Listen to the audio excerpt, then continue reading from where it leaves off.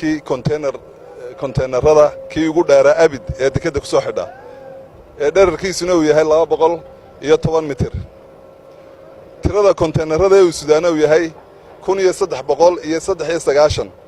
1400 oo konteenaro dhowdhow sidii horeba loo sheegay konteenaradii u badnaa ee soo gaadha dekeddu inta jirtay waxay ahayd markabkii siday 700 710 meelaha laakiin maanta waa double waa yani awoodda ay dekeddu u yeelatay inay qaabili karto maraakiib waaweyn shaqaaluhuna u tababaran yihiin ayaa caddaynaysa maanta runtii shaqaalaha dekedda berbera qaybta marinisku way ismuujiyeen waxaanay muujiyeen inay xirfad iyo aqoon badan barteen kalsooni buuxdana ay jamhuuriyadda somalilan ku qabto markab kasta oo xajmi kasta la inay soo xidhi karaan runtii aniga farxad dheeraada ayay tahay maanta waa maalin taariikhiya waxaan halkan uga mahad celinayaa madaxweynaha jamhuuriyadda somalilan oo isaguna tacab badan geliyey shaqaalaha iyo dekeddaba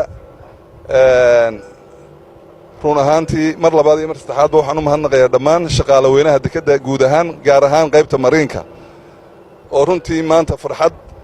iyo reerayn fara badanna gelisay heeganna oo ah 24 saacadood inay soo xidhaan maraakiibta